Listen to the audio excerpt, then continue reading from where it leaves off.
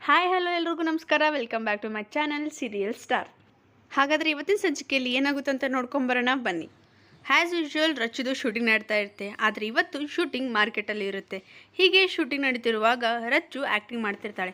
ಹಾಗೆ ಏನೂ ತಿಳಿಯದ ಜೀವ ಇರ್ತಾನೆ ಅಲ್ಲಿ. ಆದರೆ ಅವನೇ ಸೈಡ್ ಆ್ಯಕ್ಟರ್ ಅಂದ್ಕೊಂಡು ಹೋಗಿ ರಚ್ಚು ಅವನ ಹತ್ರ ಡೈಲಾಗ್ಗಳನ್ನು ಹೇಳೋಕ್ಕೆ ಸ್ಟಾರ್ಟ್ ಮಾಡ್ತಾಳೆ. ಆದರೆ ಏನು ತಿಳಿಯದ ಜೀವ, ಇದು ಯಾರು ಹುಡುಗಿ, ತಲೆಗೆಲೆ ಕೆಟ್ಟಿದೆಯಾ, ಇವಳು ಏನೇನೋ ಮಾತಾಡ್ತಿದ್ದಾಳಲ್ಲ ಅಂತ ಹೇಳ್ತಿರ್ತಾಳೆ. ರಚ್ಚು ಹೇಳ್ತಾಳೆ, ಮಗನೇ ಎಷ್ಟೋ ಸೊಕ್ಕು ನಿನಗೆ, ನನಗೆಲ್ಲ ಏನಾಗ್ತೀಯಾ? ನಾನು ಪಾರ್ಕಿಗೆ ಹೋದ್ರೂ ನಾನು ಫಾಲೋ ಮಾಡ್ತೀಯ, ದೇವಸ್ಥಾನಕ್ಕೆ ಹೋದ್ರೂ ಅಲ್ಲೇ ಬಂದು ಗಂಟೆ ಬಾರಿಸ್ತಾನೆ ಇಲ್ತೀಯ, ನಾನು ಹಾಲು ತರೋಕೆ ಹೋದ್ರೂ ಅಲ್ಲೂ ಬರ್ತೀಯ, ಎಷ್ಟೋ ನಿನಗೆ ಹಾಗೆ ಒಂದು ಗುದ್ದ ಅಂದರೆ ನೋಡು ಅಂತ ಹೇಳ್ತಾಳೆ. ಅದಕ್ಕೆ ಜೀವ ಹೇಳ್ತಾಳೆ, ಮೇಡಮ್ ನೀವು ತಪ್ಪು ತಿಳ್ಕೊಂಡಿದ್ದೀರ, ನಾನವನಲ್ಲ ಅಂತ ಹೇಳ್ತಾನೆ. ಅದಕ್ಕೆ ರಚ್ಚು ಹೇಳ್ತಾಳೆ, ಆಹಾ ಸಿಕ್ಕಾಕೊಂಡ ತಕ್ಷಣ ಅಣ್ಣ ಬಾಂಡ್ಗೆ ಮೀಟ್ರ್ ಆಫ್ ಆಗೋಯ್ತಾ ಅಂತ ಹೇಳ್ತಾಳೆ. ಮತ್ತೆ ಮೇಲಿಂದ ಒಳ್ಳೆಂತರ ಡವ್ ಬೇರೆ ಅಂತಾಳೆ. ಅದಕ್ಕೆ ಜೀವ ಹೇಳ್ತಾನೆ, ಯಾರೇ ನೀವು ಏನೇನೋ ಮಾತಾಡ್ತಾ ಇದ್ದೀರಾ ಅಂತ ಅವಳಿಗೆ ವಾಪಸ್ ಕೇಳ್ತಾನೆ. ಆಗ ರಚ್ಚು ಕನ್ಫ್ಯೂಸ್ ಆಗಿ, ಇವನೇನು ಸ್ಕ್ರಿಪ್ಟಲ್ಲಿ ಇಲ್ಲದೆ ಇರೋದನ್ನೆಲ್ಲ ಹೇಳ್ತಾ ಇದ್ದಾನಲ್ಲ, ಹೋಗ್ಲಿ ಬಿಡು ನಾನೇ ಹೇಗಾದರೂ ಮ್ಯಾನೇಜ್ ಮಾಡಬೇಕು ಅಂತ ಹೇಳಿ ಹೇಳ್ತಾಳೆ. ಇನ್ನೊಂದು ಸತಿ ನನ್ನ ತಂಟೆಗೆ ಏನಾದರೂ ಬಂದರೆ ನಾನು ಏನು ಮಾಡ್ತೀನೋ ನನಗೆ ಗೊತ್ತಿಲ್ಲ ನೋಡು ಅಂತ ಹೇಳ್ತಾಳೆ.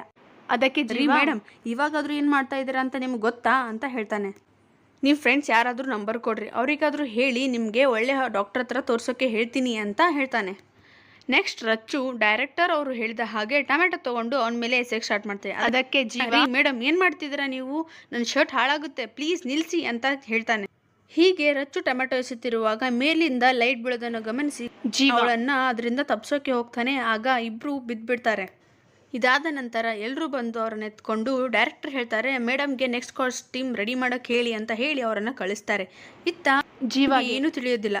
ಆಗ ಒಬ್ಬ ಬಂದು ಹೇಳ್ತಾನೆ, ಅಬ್ಬಬ್ಬಬ್ಬ ಏನು ಆ್ಯಕ್ಟಿಂಗ್ ಗುರು ನಿಂದು, ನಿನ್ನ ಆ್ಯಕ್ಟ್ಗೆ ಫಿದಾಗ್ಬಿಟ್ಟೆ ಅಂತ ಹೇಳ್ತಾನೆ. ಆದರೆ ಜೀವಾಗೆ ಇದೇನು ಗೊತ್ತೇ ಇರಲ್ಲ, ಏನು ಆ್ಯಕ್ಟಿಂಗಾ ಅಂತ ಹೇಳ್ತಾನೆ. ಅಷ್ಟರಲ್ಲಿ ಟೈಮ್ ನೋಡಿದಾಗ ಅವನು ಬೇಬಿ ಕರ್ಕೊಂಡು ಬರಬೇಕು, ಅದಕ್ಕೆ ಟೈಮ್ ಆಯಿತು ಅಂತ ಅಲ್ಲಿಂದ ಹೊರಟು ಬಿಡ್ತಾನೆ. ಇತ್ತ ಮನೆಯಲ್ಲಿ ವಜ್ರೇಶ್ವರಿ ತನ್ನ ಅಸಿಸ್ಟೆಂಟ್ಗೆ ಕಾಲ್ ಮಾಡಿ, ಅಲ್ಲಿ ರಚ್ಚುಗೆ ಏನಾದರೂ ಪ್ರಾಬ್ಲಮ್ ಆಗ್ತಿದೆಯಾ, ಯಾರಾದರೂ ಫ್ಯಾನ್ಸ್ ಹೆಸರಲ್ಲಿ ಅವಳ ಹತ್ರ ಆಟೋಗ್ರಾಫ್ ಅಥವಾ ಫೋರ್ಸ್ಫುಲಿ ಫೋಟೋಸ್ ಏನಾದರೂ ತಗೊಳ್ತಾ ಇದ್ದಾರಾ ಅಂತ ಕೇಳ್ತಾಳೆ. ಅದಕ್ಕೆ ಅಸಿಸ್ಟೆಂಟ್ ಹೇಳ್ತಾನೆ, ಇಲ್ಲ ಮೇಡಮ್ ಆ ಥರ ಏನಿಲ್ಲ, ಹಾಗಾದರೆ ಹುಷಾರು, ಯಾರಾದರೂ ಅನುಮಾನ ಬರೋ ಥರ ಬಿಹೇವ್ ಮಾಡಿದರೆ ನೋಡ್ತಾ ಇರಿ ಅಂತ ಹೇಳಿ ಕಾಲ್ ಕಟ್ ಮಾಡ್ತಾಳೆ. ಇತ್ತ ಡೈರೆಕ್ಟರ್ ರಚ್ಚು ಜೊತೆ ಮಿಸ್ಬಿಹೇವ್ ಮಾಡ್ತಾರೆ. ಅದಕ್ಕೆ ರಚ್ಚು ಅಲ್ಲೇ ಇದ್ದ ಕಾಫಿಯನ್ನು ತೊಗೊಂಡು ಅವ್ರ ಮುಖಕ್ಕೆ ಹಚ್ತಾಳೆ. ಈ ಥರ ಡೈರೆಕ್ಟರ್ಗಳು ಇರೋದ್ರಿಂದ ಹೆಣ್ಮಕ್ಳು ಈ ಥರ ಫೀಲ್ಡ್ಗೆ ಬರೋಕ್ಕೆ ಹಿಂಜರಿತಾ ಇರೋದು ಅಂತ ಹೇಳ್ತಾಳೆ. ಅದಕ್ಕೆ ಡೈರೆಕ್ಟರ್ ಹೇಳ್ತಾನೆ, ನಾನು ಯಾರು, ನನ್ನ ಬ್ಯಾಕ್ಗ್ರೌಂಡ್ ಏನಂತ ನಿನಗಿನ್ನೂ ಗೊತ್ತಿಲ್ಲ, ನಾನು ಮನಸ್ಸು ಮಾಡಿದರೆ ಏನು ಬೇಕಾದರೂ ಮಾಡ್ತೀನಿ ಅನ್ನೋ ಅಷ್ಟರಲ್ಲೇ ರಚ್ಚು ಅವ್ರ ಚಿಕ್ಕಪ್ಪ ಬರ್ತಾರೆ. ಅದನ್ನು ನೋಡಿ ಡೈರೆಕ್ಟರ್ ಸುಮ್ಮನಾಗ್ತಾನೆ.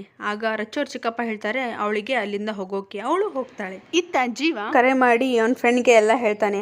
ಅದಕ್ಕೆ ಅವನ ಫ್ರೆಂಡ್ ಕೇಳ್ತಾನೆ, ಯಾರೋ ಮಗ ಅದು ಬೆಳಗ್ಗೆ ಬೆಳಗ್ಗೆ ನಮ್ಮ ಅಣ್ಣ ಬಾಂಡ್ಗೆ ಟೊಮೆಟೊ ಸೇವೆ ಮಾಡಿರೋದು ಅಂತ. ಅದಕ್ಕೆ ಜೀವ ಹೇಳ್ತಾನೆ, ಯಾರೋ ಮೆಂಟ್ಲಿಗಿರಾಕಿ ಅವಳ ಕಡೆ ಇರೋರೆಲ್ಲ ಬಂದು ಕರ್ಕೊಂಡು ಹೋದ್ರು ಅಂತ ಹೇಳ್ತಾನೆ.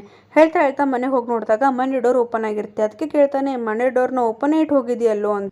ಇಲ್ಲ ಮಗ, ನಾನು ಬರುವಾಗ ಡೋರ್ ಲಾಕ್ ಹಾಕ್ಕೊಂಡೇ ಬಂದನಲ್ಲ, ಮತ್ತೆ 2 ಸತಿ ಬೇರೆ ಚೆಕ್ ಮಾಡ್ಕೊಂಡು ಬಂದಿದ್ದೀನಿ, ಇರು ಅಂತ ಹೇಳಿ ಅವನ ಪಾಕೆಟಲ್ಲಿ ಕೀ ಚೆಕ್ ಮಾಡ್ತಾನೆ. ಕೀ ಅವನ ಹತ್ರನೇ ಇರ್ತಾನೆ. ಅದಕ್ಕೆ ಹೇಳ್ತಾನೆ, ಕೀ ನನ್ನ ಹತ್ರನೇ ಇದೆಯಲ್ಲೋ, ನಾನು ಕೀ ಲಾಕ್ ಹಾಕೊಂಡು ಬಂದಿದ್ದೀನಿ, ಇರು ಬಂದೆ, ನಾನು ಇಲ್ಲೇ ಹತ್ತಿರದಲ್ಲೇ ಇರೋದು ಅಂತ ಹೇಳಿ ಅವನು ಕೂಡ ಮನೆಗೆ ಹೋಗ್ತಾರೆ. ಆಗ ಜೀವ ಒಳಗೆ ಸ್ಲೋ ಆಗಿ ಹೋಗ್ತಾನೆ. ಒಳಗೆ ಹೋಗಿ ನೋಡಿದಾಗ ಅಲ್ಲೊಂದು ಪುಟ್ಟ ಮನೆ ಇರುತ್ತೆ. ಆ ಮನೆ ಮೇಲೆ ಒಂದು ನೋಟ್ ಬರೆದಿರ್ತಾರೆ. ಅದೇನಪ್ಪ ಅಂತಂದರೆ, ನನ್ನ ಮುದ್ದು ಕೃಷ್ಣನಿಗೆ ಅಂತ. ಆಗ ಅವನಿಗೆ ತಾನು ಕಳೆದ ಹಳೆ ನೆನಪುಗಳೆಲ್ಲ ಮತ್ತೆ ನೆನಪು ಬರುತ್ತೆ. ಆಗ ಅವನಿಗೆ ಅನಿಸುತ್ತೆ ಅವರು ಬಂದು ಹೋಗಿದ್ದಾರೆ. ಅಷ್ಟರಲ್ಲಿ ಜೀವನ್ ಫ್ರೆಂಡ್ ಬಾಲ ಬರ್ತಾನೆ. ಆಗ ಜೀವ ಹೇಳ್ತಾನೆ, ಅವರು ಮನೆಗೆ ಬಂದಿದ್ದಾರೆ, ಇವತ್ತು ನಮಗೆ ಗೊತ್ತಾಗ್ದಾಗೆ ನಮ್ಮ ಮನೆಗೆ ಬಂದಿದ್ದಾರೆ ಅಂದರೆ ಮುಂದೆ ಒಂದಿನ ನಮ್ಮ ಕೃಷ್ಣನೇನಾದರೂ ಎತ್ಕೊಂಡು ಹೋಗಿಬಿಟ್ರೆ ನನ್ನ ಪ್ರಪಂಚನ ನನ್ನಿಂದ ದೂರ ಮಾಡೋಕ್ಕೆ ಪ್ರಯತ್ನ ಪಡ್ತಾ ಇದ್ದಾರೆ. ನಾನು ಸುಮ್ಮನೆ ಬಿಡಲ್ಲ ಅವರನ್ನು. ನನ್ನ ಕೃಷ್ಣನ ನನ್ನಿಂದ ದೂರ ಮಾಡೋಕ್ಕೆ ಅವರಿಂದ ಸಾಧ್ಯನೇ ಇಲ್ಲ. ಆಗ ಬಾಲ ಹೇಳ್ತಾನೆ, ಜೀವ ಆಲ್ರೆಡಿ ಟೈಮ್ ಆಗಿದೆ, ಕೃಷ್ಣ ಅಲ್ಲಿ ನಿನಗೋಸ್ಕರ ಸ್ಕೂಲ್ಗೆ ಅಲ್ಲಿ ಕಾಯ್ತಾ ಇರ್ತಾಳೆ. ಆಗ ಜೀವ ಹೌದಲ್ಲ ಅಂತ ಹೇಳಿ ಬೇಗನೆ ಡ್ರೆಸ್ ಚೇಂಜ್ ಮಾಡಿಕೊಂಡು ಕೃಷ್ಣ ಸ್ಕೂಲಿಗೆ ಹೋಗ್ತಾನೆ. ಇತ್ತ ರಚನಾಗೆ ಜೀವ ಜೂನಿಯರ್ ಆರ್ಟಿಸ್ಟ್ ಅಲ್ಲ ಅನ್ನೋದು ಗೊತ್ತಾಗುತ್ತೆ. ಆಗ ಅವಳು, ಅಯ್ಯೋ ಹಾಗಾದರೆ ಸುಮ್ಮನೆ ದಾರಿಲಿ ಹೋಗೋವನಿಗೆ ಟೊಮೆಟೊಲಿ ಹೊಡೆದು ಗಲಾಟೆ ಮಾಡ್ಕೊಂಡ ನಾನು ಅಂತ ಇರ್ತಾಳೆ. ಇತ್ತ ಡೈರೆಕ್ಟರ್ ಬಂದು, ನಾನು ರಚನಾ ಮೇಡಮ್ ಹತ್ರ ಮಾತಾಡಬೇಕು, ಸೈಡಿಗೆ ಹೋಗ್ರಿ ಅಂತ ಹೇಳ್ತಾರೆ. ಅದಕ್ಕೆ ರಚ್ಚು ಅವ್ರ ಚಿಕ್ಕಪ್ಪ, ನಿನ್ನ ನೋಟ ನಿನ್ನ ಮಾತು ಅವಳ ಹತ್ರ ಯಾವುದೂ ಸರಿ ಇಲ್ಲ, ಈಗ ಬೇಡ, ಅವಳು ಸ್ಪಾಟಿಗೆ ಬಂದ್ರೇ ಮಾತಾಡುವಂತೆ ಬಿಡು ಅಂತ ಹೇಳ್ತಾನೆ. ಅದಕ್ಕೆ ನಾನು ಯಾರು, ನನ್ನ ರೇಂಜ್ ಏನು ಅನ್ನೋದು ಗೊತ್ತಿಲ್ಲದೆ ಮಾತಾಡ್ತಿದ್ಯಾ, ನಿನ್ನ ನೋಡ್ಕೊತೀನಿ ಅಂತ ಹೇಳಿ ಅಲ್ಲಿಂದ ಹೋಗ್ಬಿಡ್ತಾನೆ. ಆಗ ಅಲ್ಲಿಗೆ ರಚ್ಚು ಬರ್ತಾಳೆ. ಬಂದು ನನ್ನ ಅಂಗೈಲಿ ಇಟ್ಕೊಂಡು ಕಾಪಾಡ್ತೀರಾ, ಕಣ್ಣಿನ ರೆಪ್ಪೆ ಥರ ನೋಡ್ಕೊಳ್ತೀರಾ, ಆದರೂ ಯಾಕೆ ಚಿಕ್ಕಪ್ಪ ನನ್ನ ಮುಖ ನೋಡಿ ಮಾತಾಡಲ್ಲ ನೀವು ಅಂತ ಕೇಳ್ತಾ ಇರ್ತಾಳೆ. ಅಷ್ಟರಲ್ಲಿ ಅಲ್ಲಿ ತುಂಬ ಜನ ಸೇರಿರ್ತಾರೆ, ಗಲಾಟೆ ಕೂಡ ಮಾಡ್ತಾ ಇದ್ದಾರೆ.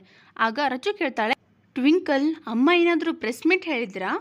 ಅದಕ್ಕೆ ಟ್ವಿಂಕಲ್ ಹೇಳ್ತಾಳೆ, ಇಲ್ಲ ಮೇಡಮ್, ಆ ಥರ ಏನಿಲ್ವಲ್ಲ ಅಂತ.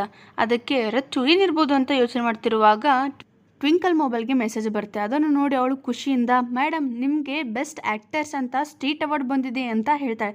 ಅದಕ್ಕೆ ರಚ್ಚು ಹೌದಾ ಸರಿ ಅಂತ ಮಾಮೂಲಾಗೆ ಹೇಳ್ತಾಳೆ. ಆಗ ಟ್ವಿಂಕಲ್ ಹೇಳ್ತಾಳೆ ಶಾಕ್ ಆಗಿ, ಮೇಡಮ್ ಅತ್ಯುತ್ತಮ ಕಲಾವಿದೆ ಅಂತ ಸ್ಟೇಟ್ ಅವಾರ್ಡ್ ಬಂದಿದೆ, ಇದೇನು ಸುಮ್ಮನೆನಾ, ಸಣ್ಣ ಅಚೀವ್ಮೆಂಟಾ ಅಂತ ಕೇಳ್ತಾಳೆ. ಅದಕ್ಕೆ ರಚ್ಚು ಹೌದಲ್ವಾ, ಹಾಗಾದರೆ ನನ್ನ ಪ್ರತಿ ಅಚೀವ್ಮೆಂಟಿಗೂ ಅಮ್ಮ ಏನಾದರೂ ಗಿಫ್ಟ್ ಕೊಡ್ತಾರೆ, ಹಾಗಾದರೆ ಏನು ಕೊಡ್ತಾರೆ ಅಂತ ನಾನು ತುಂಬ ಎಕ್ಸೈಟ್ ಆಗಿದ್ದೀನಿ, ನಡಿ ಇವಾಗಲೇ ಮನೆಗೆ ಹೋಗೋಣ ಅಂತ ಹೇಳ್ತಾಳೆ.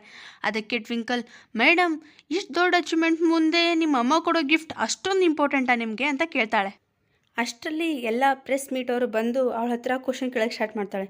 ಎಲ್ಲರೂ ಕಂಗ್ರ್ಯಾಚುಲೇಷನ್ಸ್ ಮೇಡಮ್, ಬೆಸ್ಟ್ ಆ್ಯಕ್ಟರ್ಸ್ ಅಂತ ಅವಾರ್ಡ್ ಬಂದಿದೆ, ನಿಮ್ಮ ಈ ಸಕ್ಸಸ್ಗೆ ನೀವು ಏನು ಹೇಳೋಕ್ಕೆ ಇಷ್ಟಪಡ್ತೀರಾ ಅಂತ ಕೇಳಿದಾಗ ರಚ್ಚು ಹೇಳ್ತಾಳೆ, ನನ್ನ ಈ ಎಲ್ಲ ಸಕ್ಸಸ್ ಹಿಂದೆ ಇರೋದು ನನ್ನಮ್ಮ, ಇಷ್ಟು ದಿನ ಅವ್ರು ಪಟ್ಟಿರೋ ಪರಿಶ್ರಮಕ್ಕೆ ಕಷ್ಟಕ್ಕೆ ಇದೊಂದು ಬಹುಮಾನ ಅಂತ ಹೇಳ್ತೀನಿ ಅಂತ ಹೇಳ್ತಾರೆ.